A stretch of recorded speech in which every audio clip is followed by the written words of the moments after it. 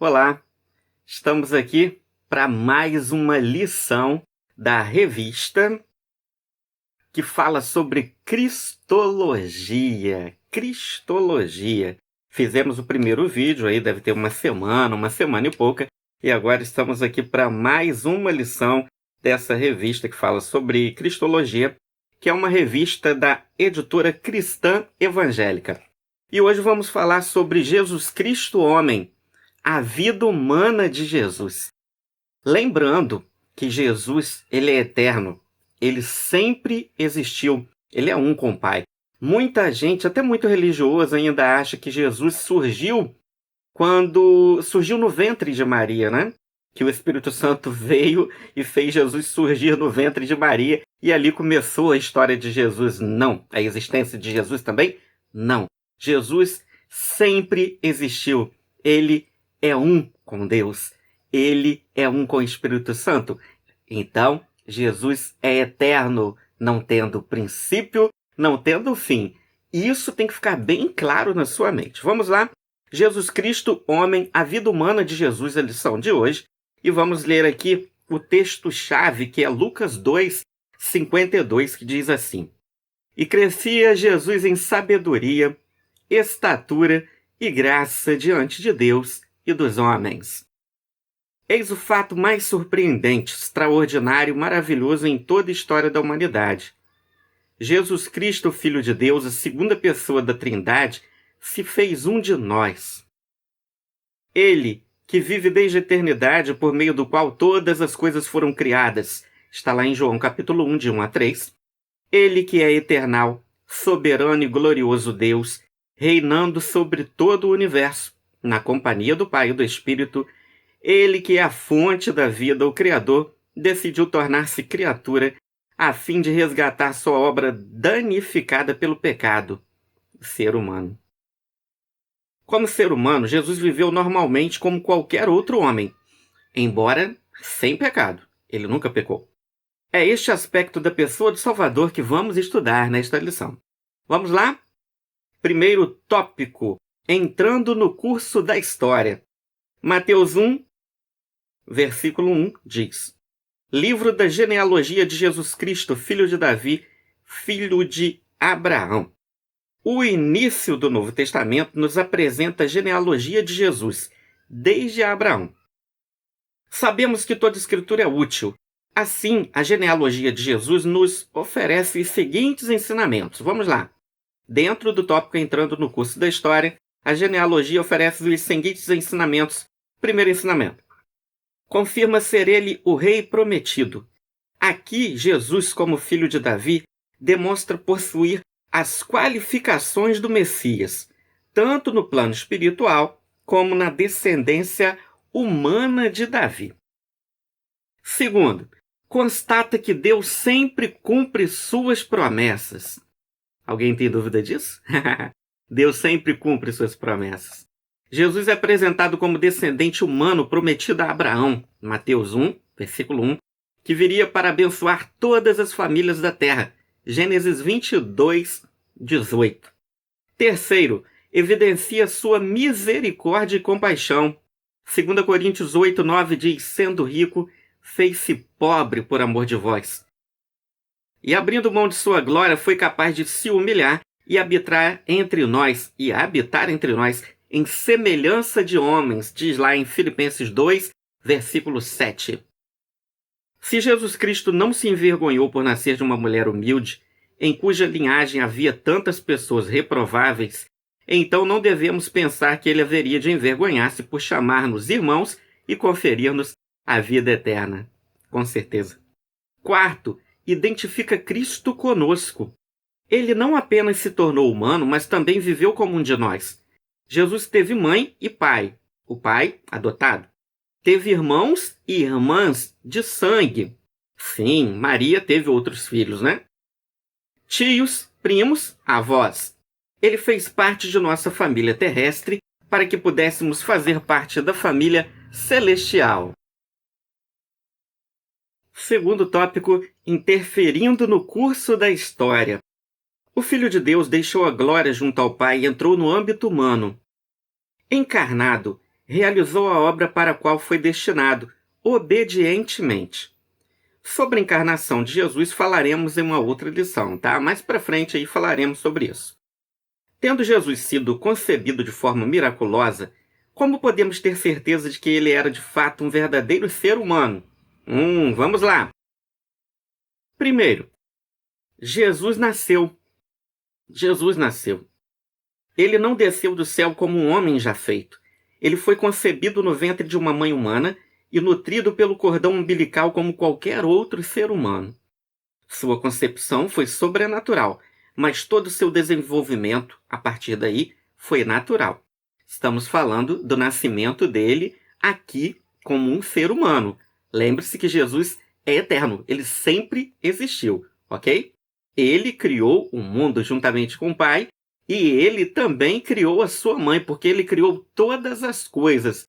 Então até Maria foi criada por Jesus. É isso que a Bíblia diz, é isso que a Bíblia afirma, correto? Então vamos lá. Segundo argumento, Jesus teve família. Ele esteve ligado biologicamente a seus ancestrais e recebeu deles uma herança genética como qualquer pessoa. Certamente trazia em seu corpo e em seu semblante os traços e a aparência de sua mãe, tios, primos e avós. Terceiro argumento, Jesus se desenvolveu. Lucas, em seu evangelho, Lucas capítulo 2, versículo 52, dá grande ênfase à humanidade perfeita de Jesus, dizendo, por exemplo, que ele crescia em sabedoria, estatura e graça diante de Deus e dos homens, texto que nós lemos lá no início desta lição. O crescimento a que se refere não é apenas em sabedoria e graça, mas também em estatura, isto é, físico. Olha o que aqui Jesus se sujeitou, hein? Por nós. Jesus foi bebê, foi criança, foi adolescente, foi jovem. Jesus cresceu porque era humano. Jesus precisou de alimento, água e exercícios para sobreviver e se desenvolver. Sua capacidade física era limitada. Ele sentia fome e fraqueza quando jejuava. Mateus 4, versículo 2, você pode conferir lá. Sentia sede, João 19, 28. Ficava cansado, João 4, versículo 6. Jesus sentia dor, inclusive quando foi espancado, chicoteado, esfolado com espinhos, perfurado com os pregos e com a lança. De tão fragilizado, precisou ser ajudado por Simão Cirineu, quando carregou sua cruz. Lucas 23, 26. Confira lá. Quarto argumento. Jesus morreu. Seu corpo humano deixou de ter vida ao ser submetido a tão cruel tratamento e parou de funcionar. Mesmo depois de morto, seu corpo continuou sendo humano, sujeito à decomposição. João 19, 34.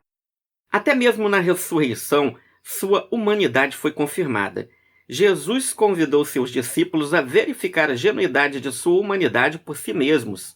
Preste atenção no texto bíblico. Vede as minhas mãos e os meus pés, que sou eu mesmo. Apalpai-me e verificai, porque um espírito não tem carne nem ossos, como vedes que eu tenho. Lucas 24, 39. Também confirmou sua presença física almoçando com eles. Lucas 24, 42, 21, 9 e também o 13. Quinto argumento. Jesus se considerava homem.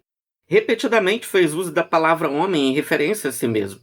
Mateus 8, 20, 9, versículo 6, 17, versículo 9, Marcos 10, 45, Lucas 7, 34. Outros também usaram a palavra homem em referência a Jesus.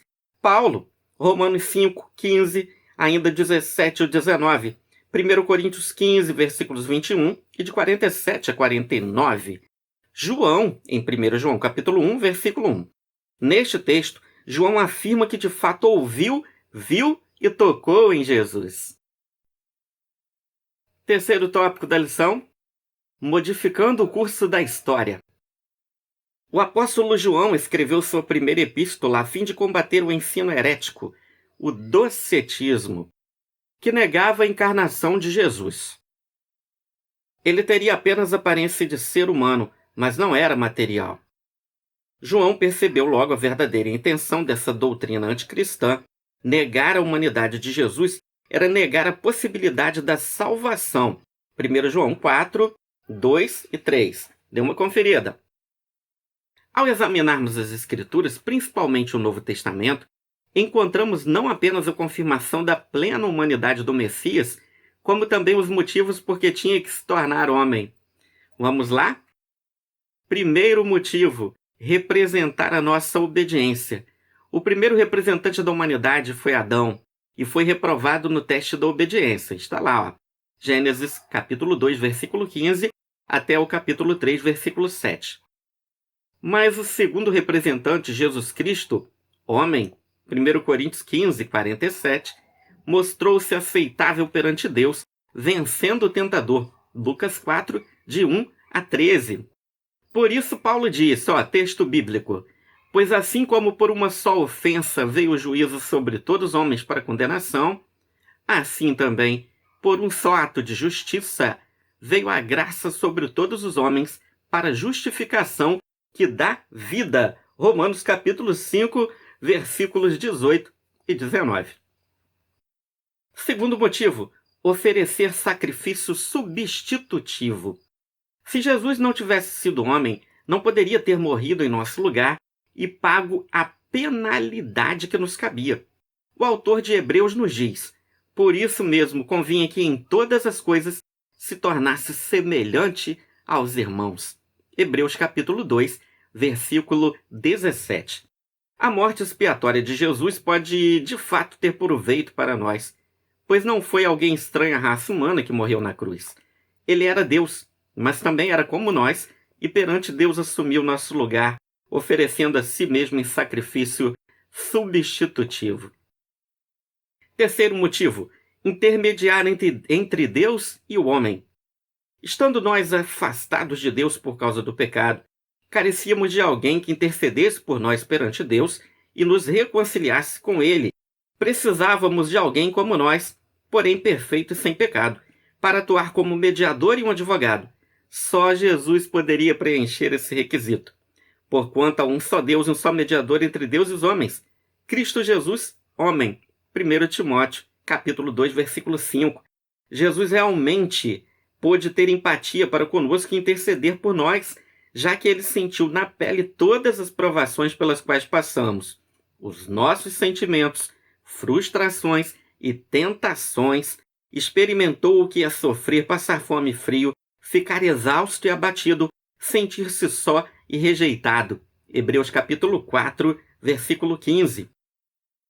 Quarto motivo, deixar exemplo e padrão a ser seguido. João disse, aquele que diz que permanece nele, esse deve andar também como ele andou. 1 João 2,6. Paulo nos diz que estamos sendo continuamente transformados na sua própria imagem. 2 Coríntios 3,18 e Romanos 8, versículo 29. Pedro nos faz lembrar do exemplo deixado por Cristo. 1 Pedro 2, versículo 21. Na vida cristã, temos o texto de Hebreus que diz, corramos com perseverança a carreira que nos está proposta, olhando firmemente para o autor e consumador da fé, Jesus. Hebreus capítulo 12, versículos 1 e 2. Jesus pode ser nosso exemplo porque se identificou plenamente conosco. Ele não veio como um super-herói, mas como um simples mortal. Venceu porque confiou no Pai, mostrando que também nós podemos vencer o mundo se buscarmos essa capacitação por meio da oração. Quinto motivo, ser modelo da ressurreição. Quando Jesus ressurgiu dentre os mortos, o fez num corpo de glória, como ensina Paulo. 1 Coríntios 15, 42 e 49 diz, semeia-se corpo natural, ressuscita corpo espiritual. Corpo espiritual. 1 Coríntios 15, 42 e 49, você vê isso lá. Jesus tinha que ressuscitar como homem para ser o primogênito entre os mortos. Colossenses 1, 18. O padrão do corpo que teremos mais tarde. Sexto motivo, compadecer-se como sumo sacerdote. O autor de Hebreus lembra-nos de que, naquilo que ele mesmo sofreu tendo sido tentado, é poderoso para socorrer os que são tentados. Hebreus 2, 18. Conferir também 4, capítulo 4, versículo 15 e versículo 16. Se Jesus não tivesse existido na condição de homem, não teria conhecido por experiência o que sofremos em nossas tentações e lutas nesta vida. Jesus viveu tudo o que vivemos, mas não pecou. Ele assumiu forma humana, viveu aqui como ser humano, mas não pecou. Conclusão. Não há como medir tão extraordinário ato de amor que levou nosso Senhor a abdicar da eterna glória e poder para se tornar um mortal, vivenciando as limitações de um ser menor que ele mesmo criou.